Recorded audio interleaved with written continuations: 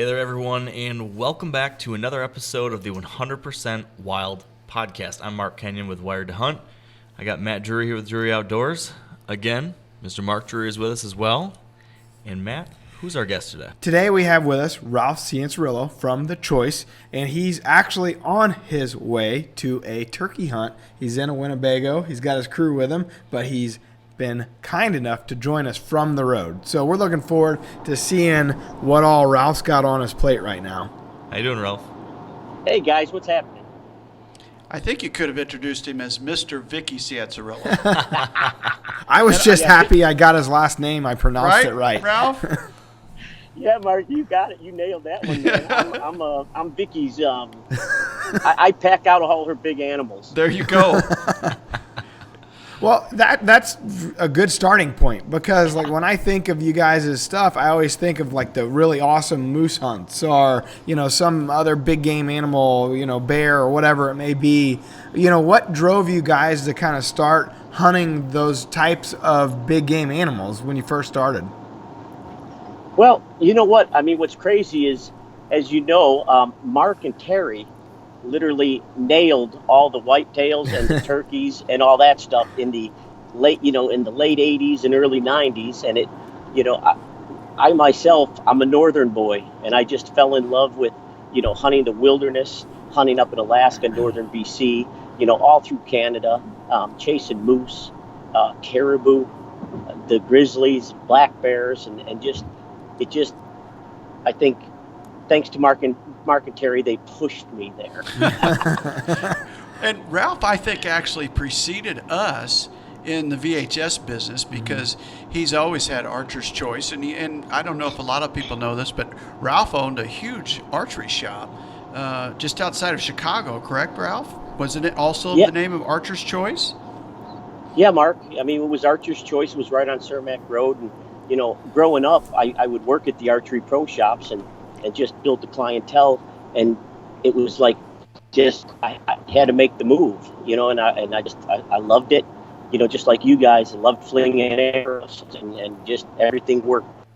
Opened up the shop and had a tremendous amount of success with it. Had a bunch of the athletes, for the Chicago athletes, and then when more movies started going on in Chicago, we had the actors coming in. It just became like a one-stop shop, and we loved it, man. It was a blast, but it was a stepping stone. And we started filming about the same time you guys did, but we just went to a different aspect where we knew we couldn't beat you guys. You guys were too damn good, so we had to go somewhere else. Yeah, he's being too kind. Yeah. You started out with a lot of instructional stuff, didn't you, Ralph? And I assume that probably came from all the guys walking through your door wanting information. You really started with a lot of informational stuff, did you not, back in the day? Yeah, Mark. We did a whole Simple Solution series on basics on bow hunting: elk, mule deer, black bear, elk, caribou, and we were fortunate that a lot of distributors and retailers picked it up, and it was something fun to do. I loved it, and it was just. It was a learning curve, as you guys well know. Oh, you got that right. I remember we were doing some turkey stuff, and Steve Stoltz, I don't know how you came to even know Steve, but Steve came to Terry and I one day, and he goes, there's a guy by the name of Ralph Cianciarulo that wants to do some instructional stuff with me. Do you guys care? And that was the first time I had heard of you, and I'm so glad that he kind of gave us that introduction way back then. And really, we've been friends ever since, and that dates back to probably the late 80s or early 90s. So how did you come to know Stevie way back in the day? You know what? We were contacted by a guy. Now I'm remembering all that. We were contacted by a friend of ours that knew a buddy that had a nice farm down in Missouri. Okay. And he said, "Listen, if you need someone to call, I've got I think if I remember, Stevie, he was a fireman. He is. Yep. And he said, yep. And he said, hey, he's a fireman here, and would you mind? And we told him, we said, listen, we could use all the help we can trying to call turkey. Seems like Steve knows everybody. Everybody knows Steve, sir. Yeah. Yeah. So we're going to talk deer here in a second, Ralph, though I love the fact that you mentioned some of the big game hunts you've done. And something I'm always intrigued with is I think there's a lot of whitetail guys out there, or turkey hunters, whitetail guys in the Midwest or the East, that see these hunts on TV, dream about them, think they look awesome, but they're kind of intimidating to try go and do something like that on your own. For someone who wants to try their first big game hunt out west or up north on their own, is there any species you would recommend as the first one to go after? Any advice on that? Wow, great question. One of the things I think we have to remember, and that is when most of our hunters are basically white-tailed deer and turkey, don't jump right up into a giant physical, not only physical but mentally demanding hunt, like going way up to Alaska or going to northern BC, where you aren't acclimated. I'm not saying you're not ready, but where you're not physically and mentally acclimated to the situation. Because one of the things that I would tell you, especially in the wilderness, it's not only a physical hunt, but a mental, because there's a lot of times that you're going to be soaking wet for 14 to 21 days. Just a lot of variables that you may not have dealt with. So make it a stepping stone. And when I say that, head out west. Maybe go for pronghorn, antelope or pronghorn, and maybe a mule deer hunt. Do something slowly but gradually build up and get a better understanding of not only what your personal capabilities are, but also your equipment. And remember, in a lot of these hunts, you cannot control the weather. So when you're doing these style hunts, as you guys know, it could be a 14-day hunt, and you're fogged in, you're rained in for 8 or 10 days, and you could get depressed and miserable. And once you get that, you make the rest of that hunt miserable.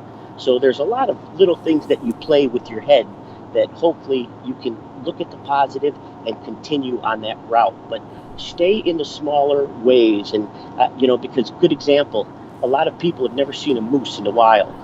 And when you see a full-grown moose, 14 to 1,600 pounds, stand 7.5 foot at the hump, and he's standing out there in an open bog at 70 yards, you're going to say, oh, he's 35. Right.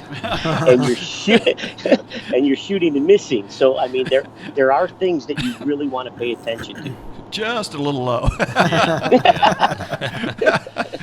That's such a great point, though, you make about the mental side of things. The mental side of things can really mess you up with a whitetail or turkey hunt, too. But to your point, when you're out there in those conditions and you're living in it, not only you're hunting in it, but you're living in it, backpacked in there or something, that can completely change things if you're not ready for that. I look back to the first year I worked here. Mark took me, first or second year, he took me two different hunts. One up to Alberta for whitetail and mule deer, and I was filming, and one in Colorado.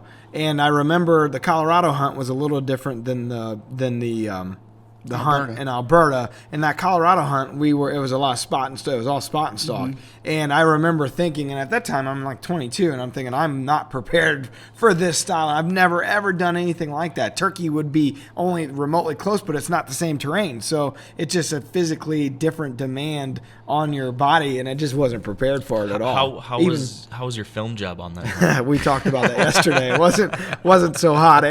That's the other thing. You might want to know what you're supposed to be looking at. I may have filmed the wrong animal. Oh, I filmed a mule deer. It just was about a 2-year-old. Just wasn't the mule deer. And whitetails is used to a deer coming by. Well, yeah. Muley, there were several, but it's Ralph's been such a motivation to us because we can watch his shows on the Outdoor Channel and see him hunting 14 days through driving rain. And that's what drives Terry and I to get on an electric cart, drive into a box blind, and have a relaxed hunt. Because we know Ralph's out there grinding it out, and we really don't have to. Yeah. That's good. Thank you, Ralph, for covering us. We love you, Ralph. I put the D in dumb. Oh, that's funny. Well, should we get to our question of the day then? Absolutely. The question of the day is brought to you by Cabela's, the world's foremost outfitter. Hello, Wired to Hunt. My name is Blake Topple. I am from Argyle, Missouri.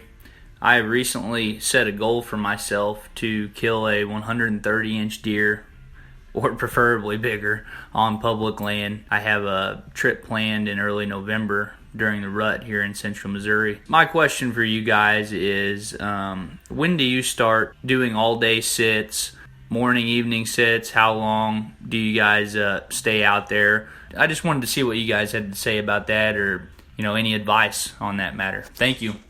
Appreciate your podcast. Have a good day. So Ralph, what do you think about that? I think one of the things is we, as in general, we feel like when we walk into an area, we know what the heck we're doing. When in reality, we need to let the animals tell us what's going on. We've heard it, and I know you guys have heard it constantly. Oh, there was no rut this year. Yet in the springtime, there's fawns. So, let's see here. We know the rut is going on, and the rut normally goes on an average, pretty much the same time every year.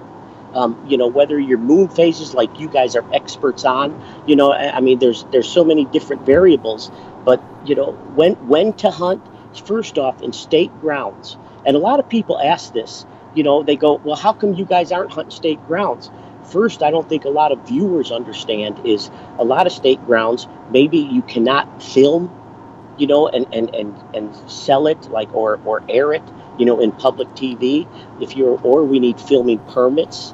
And the other thing on state ground is when you can't control the pressure, sometimes you can pattern a deer, but it totally turns nocturnal because of all the exterior pressure. There's so many things, ups and downs. Getting into a state area, because Mark, Terry, Matt, we all know, because that's how we all started. We hunted all those state lands, tried to do the best we could. And, I think we've been blessed because we're all still here. So we did something right. And again, getting away from where the traffic is. First and foremost, do that. Today you have access to going online and finding aerial satellite photos. We didn't have that before. They were topographic maps. Now we're showing our age. But, now you can go and you could look on a state ground and look at pinch points. You can find out where the ag fields are, where the food sources are, where the bedding areas are. If you've got a trail camera out and all of a sudden you're seeing that deer, but it's at night, now you can start moving your trail camera to try to pinpoint where that deer's coming from, find out its food source. A lot of times these animals will dictate to us where we need to be, what we need, and how long, or how, where and when we should sit. Don't think you know it all. I'm a big fan, and I know some of you guys, sometimes you hunt mornings, most evenings. I love the mornings and I love the evenings. As I get older, sitting all day is easier than when I was younger. I know it sounds crazy, but it is. It really is. So, but still, sitting on most of those days, if you look at your prime time movements, I'm a big believer in following that because we've seen it day in and day out, when the activity has picked up and when it has declined. And I think that's a big thing in understanding, chasing a whitetail that you set your goals on. Ralph, I know you hunt like we do throughout the September, October, November, December, and a lot of times in those earlier hunts, you still may be out west or on some adventure somewhere. But when it comes to November and you're hunting whitetails, what part of the month do you decide, it's time to start sitting all day? Like, when does that trigger hit you to where you go, I'm missing out on some things here. I shouldn't just be hunting the first hour, last hour stuff anymore. When do you go, we need to sit all day? Well, Mark, we try to, we'll sit in the mornings, and then when we're not seeing much, we go out, we start cruising, we start driving, and once either our cameras tell us or actually driving, and then we're starting to see bucks on their feet out in the open areas, pushing or dogging a doe. Once we get that activity, we are in stands or in our blinds all day long. Yeah, that generally for us is like around the 8th, 9th, or 10th, somewhere in there, we start sitting all day, and then that stays till about the 17th, 18th, somewhere in there. There's about a 10 to 12 day stretch where it's very advantageous to sit during the middle part of the day. But other than that, it's generally a morning and an evening game. We always recognize it in the Missouri, for Missouri rifle season. During that period, it seems like that midday has always been good for us at Dad's farm. It is, but if you look back through time, how many have you ever shot at high noon, or how many? I always talk to Wade about this. I go, how many have I ever shot at between 12 and 2? Not very many. And Ralph, maybe you could speak to that question. Have you ever shot a giant during the middle part of the day? I'm sure you have, but compare that to morning versus evening. No, Mark, we haven't. We really haven't. But I'll tell you what, I think what has helped us, when you get in there, then you don't disturb the area in and around that time. You if you sat there the whole day, and I think that's one of the big things is if you had the patience, to sit there all day, you don't have to come in and out of that area and contaminate it. Yep. You only get in there once, and I think that's where it pays the big dividend. And you guys are spot on. And you guys, listen, I learned so much from watching you guys. I mean, when I grow up, I want to be just like the Drurys. Yeah. At least two of them. Yeah. If I had his hand, I'd throw mine in. There you go. So during the rut, it sounds like mid-November, you guys are hunting all day maybe, or in Ralph's case, when you're starting to see that activity pick up. But let's rewind the tape a little bit to the early season now. Are you hunting mornings and evenings during the early season, Ralph, or are you focusing on one or the other? Well, right now, right then, we're really on that summer pattern. We have our deer that have not been disturbed. So if we can get in there in the morning, it's without disturbing them. Most of the time, we found that we just can't. But we can get there in an early afternoon and wait a little bit longer as those big bucks start to come out to still hit that food source before the pressure starts hitting. Our guys love that first 8, 10, 14 days before before everyone else gets out in the field. Because once that happens, boom, it just shuts them down again. Yeah. Agree 100%. Yeah. It's an afternoon game, that early part of the season. And typically it's an afternoon game the majority of the season. I hunt very few mornings myself. Typically we hunt afternoons and almost exclusively afternoons, other than the middle part of November. Then, from about late October, we'll start hunting a few mornings if the weather's right. But it's, by and large, it's an afternoon game. Well, and a lot of that has to do with how we hunt, right? So we're very reliant on food plots or food source, right?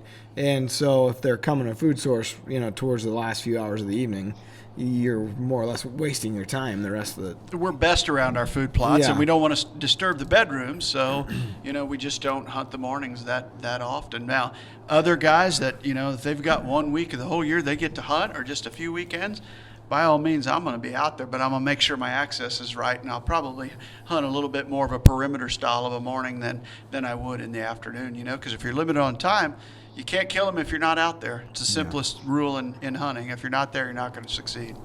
Yeah, that's a great point. I think to both of your guys' point, it's that access. If you can find access in the mornings where you can get in there and not spook deer, but not only do you need to get in there, but you also need to consider how is a buck going to return to his bed. And lots of times, I don't know if maybe I've never asked you this, but I've heard a lot of people talk about many mature bucks will circle downwind to go into their bedding areas, do kind of a J-hook to try to in some way scent check their way into their bedroom to make sure it's safe. And if you happen to be set up for a morning hunt near that and aren't accounting for that, lots of times they've talked about if a buck's not already in his bed in the morning, you still could get busted because he's going to be checking that area. Is that something you've ever seen or thought about? Certainly I've noticed it, but it's that, never say always, never say never when it comes to deer hunting.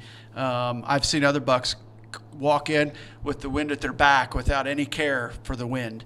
And more often than not, I think when deer are scent checking, we interpret that as they're checking for predation. More often than not, when a deer's scent checking, they're checking for other deer. They're not checking for us or predators. They're checking for other deer because they let their automatic sense of fleeing and eyesight and smell and their hearing take care of that because they are used to staying alive. They're damn good at it too.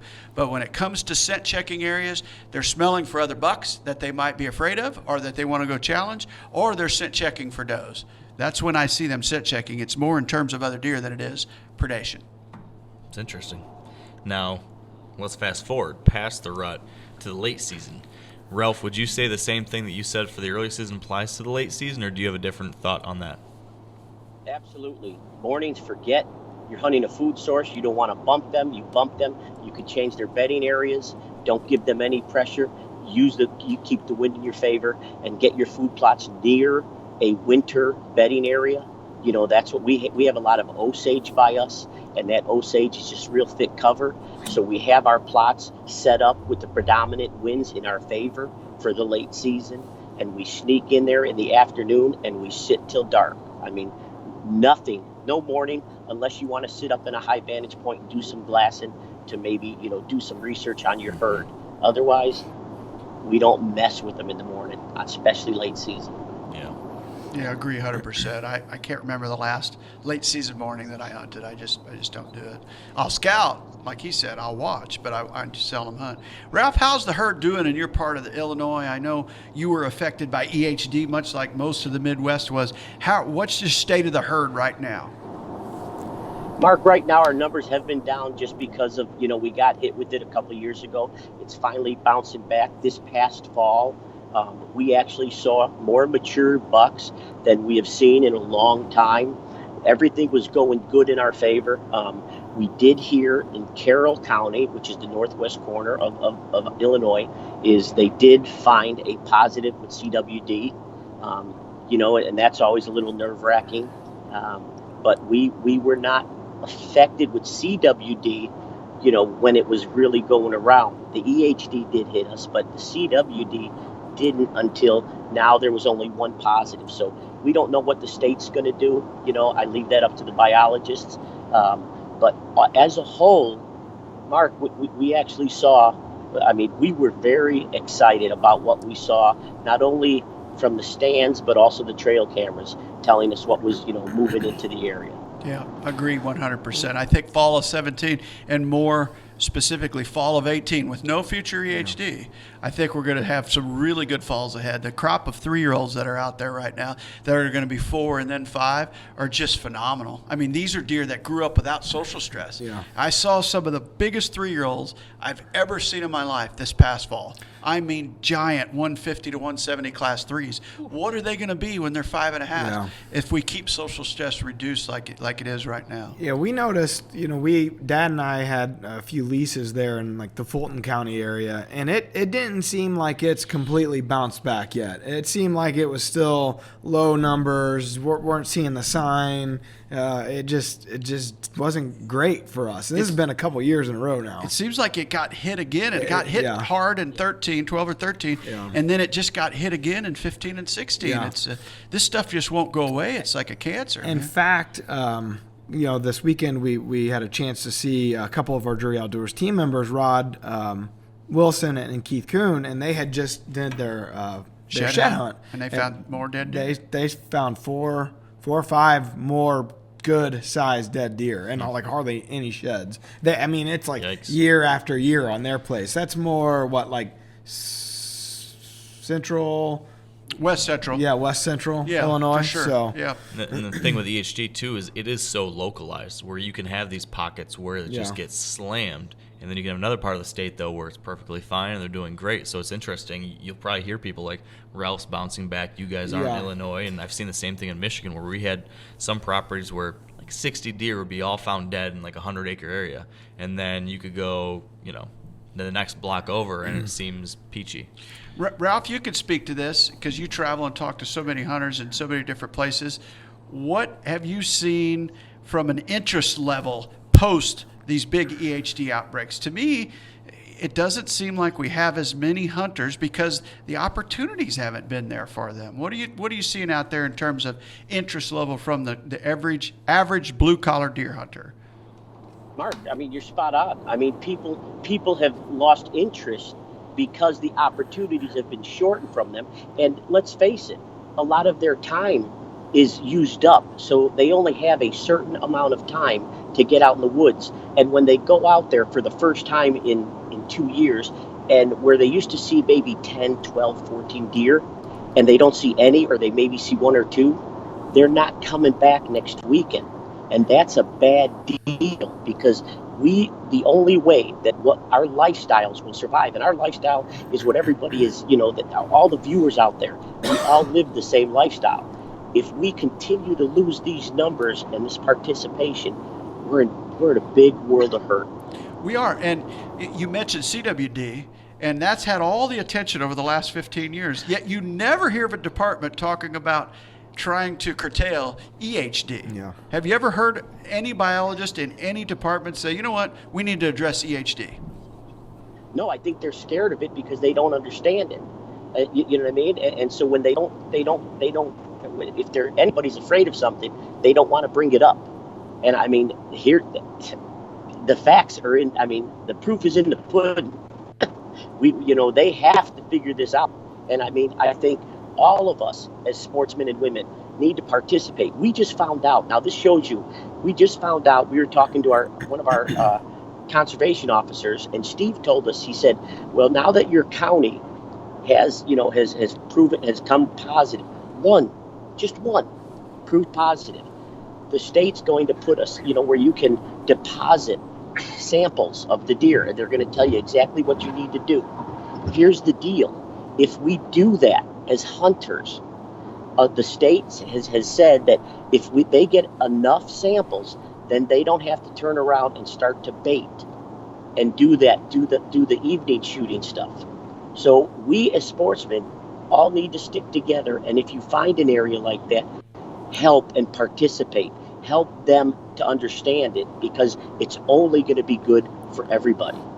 Amen. This year, during the Missouri firearm season, the first weekend, there were several places where you had to actually go and check in your deer, and almost like the old style of going to a check-in, which was kind of nice from that regard. But they tested every single deer, and it was interesting. I forget the results. It was only a few positives that they found out of all this testing, but I've heard a few people say that likely there's always been this CWD in the herd, maybe one or two, but we're testing so much more now. They're finding it so much more. I mean, Mark, is that what you would say? It's certainly one popular theory, but I think the jury's still out. I mean, we need to talk to the smart guys to figure this one out. It's above and beyond mine and Ralph's pay grade, We got to figure it out, though, because some of this, to me, is fuzzy math, when you go in and you kill entire herds in large areas of our country because of a few CWD positives. I really question that method. I mean, but again, it's above my pay grade. I know, and speaking with like Dr. Grant Woods, he says there's so much that they're finding out just even recently about it. It's changing very rapidly. Yes. Yeah. I'm anxious we're going to have a podcast with Grant and some other biologists from around the country specifically about CWD sometime this summer, Ralph. Great. I'll say one thing I want to add on the EHD front really quickly, that's I think of interest to some of us in the Midwest, is that EHD has actually been around for a very long time, but it was most prevalent, it was in the southeast, and then it's been slowly moving north. So 20 years ago, 30 years ago, there were no EHD cases in the Midwest, up here in Iowa and Illinois, etc., but it was very much so down in Georgia, South Carolina, those places. And every year, several years ago, I was looking at all the research on this, and they've shown every outbreak has slowly gone a little bit farther north, a little bit farther north, but those early phase, those populations in the far south that have been getting hit with EHD for a long time, those deer have developed a resiliency to it. And so it's not nearly as fatal down there. So they have lots of outbreaks down south, but they're not dying. Up in those newer outbreaks every year in the north, those deer are dying off quickly. So that the thought process is that eventually, as it continues to move, there's going to be some type of resiliency that builds up similar to what's been in the south, but we're just not there yet in these northern states where these deer aren't It's just evolution, right? It's true to the point. However, there's some new forms of it that are wiping southern herds out right now. This EHD type, whatever, there's different types of it. Yeah. You talk to the guys at QDMA, and they said they're seeing die-offs in the southeast where they haven't seen them in a century. Interesting. Because of these new types of EHD. So was it Kentucky? What state was that? We had just Kentucky, heard about. I mean, Mississippi, Tennessee got devastated again this year, and these are places where they were supposedly had some immunity to it. Florida, South Mississippi, South Georgia, we're seeing die-offs that we haven't seen before. So, and frankly, I mean, we're in a drought right now, and 100% if we're it in a continues, it's not going to be a good situation for us. it's exactly how 12 started. Yeah. We had a warm, early spring that was very dry. Hopefully that doesn't happen again. Well, what else do we have to cover on this one? I actually had one question related to the timing of hunts that we didn't touch on yet. And in the late season, I've actually seen this myself, and I've heard a number of people mention the fact that there can be that midday action during the late season, really cold days, snowy days, these deer getting up on their feet and hitting food sources midday. And I actually have had this the last 2 years in a row. The one mature buck on my property, every mid-December to late December, he's hitting my food plots at noon, 1 o'clock for weeks when I'm staying out there and leaving it alone. Have you guys seen that? Have you ever tried to take advantage of that? I've seen it with my cameras, but I haven't witnessed it because I'm not out there in the middle part of the day of December. I'll let Ralph speak to that one.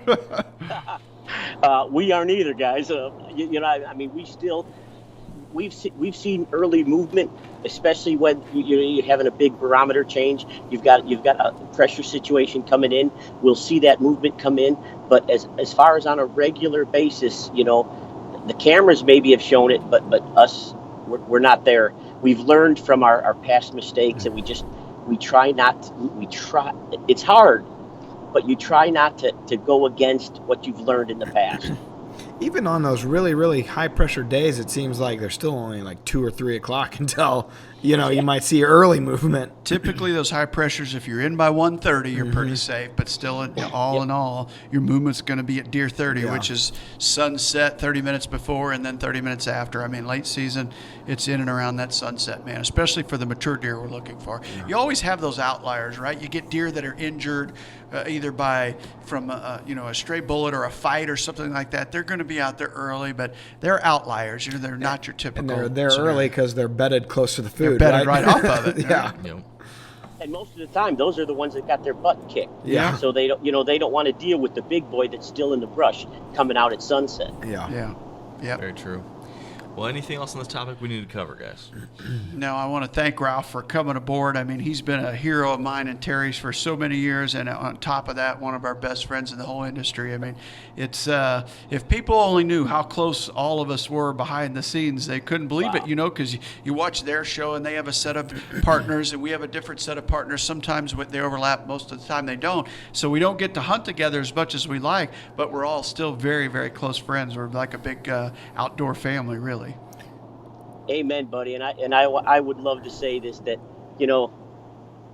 being able to call you guys friends has been an honor for probably close to 30 years, and it's a blessing in our world to have this closeness and to understand that without you guys in our industry and what you've done, we'd be in a world of hurt. Thank you, guys. Well, the same goes for you and Vicky. We love you like our own. You guys take care out there, Ralph. We appreciate y'all. Safe travels, buddy. Right. Good luck turkey season.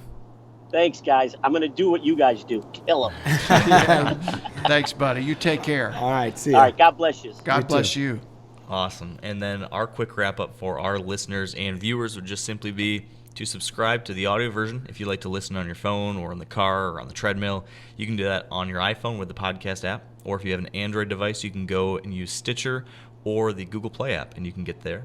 If you want to submit a question of your own for future episodes, you can go to wiredtohunt.com/100%wild. As always, you can check out the video version of this podcast on the Drury Outdoors YouTube channel. While you're there, check out all the new DoD TV episodes, the Killing It in the Kitchens. We got a lot of tons of new creative content that's never been seen anywhere else. So check it out, subscribe, and then as always, you can follow us on Facebook, Instagram, Twitter, or DruryOutdoors.com. I just saw your recent episode with Tom Ware. Pretty It's a good cool. one. Yeah. Great buck. Yeah, the one, which buck? Because he's killed so many every year. It was It's the like new one that just came out yesterday. Oh, It was, okay. shoot. He had shot it, hit it in the shoulder, and then came back a couple days later and Yeah. kind of shot him. So that was pretty cool. Tom's one of those guys. We had him on the podcast once. We was need a to great have him guest. back on. He's a wealth of information because, before he was a Drury Outdoors team member, of course, he was an outfitter. And I think, didn't he say that Stan Potts was instrumental in helping him set up his first outfitting with Sure his was. farm? Learned a lot what he did, how he set his farms up through Stan. Yeah, so Interesting. he's learned from the best, obviously. Yeah. When you talk about a Tom Ware deer, you have to say which Specify. gross moon you're talking Yeah, about, literally. right? Because there are so many. I mean, he kills Yeah. some giants. He man. does. That's the truth. Well, on that note, we will wrap this one up. Thank you all so much for listening. Till next time, safe hunting.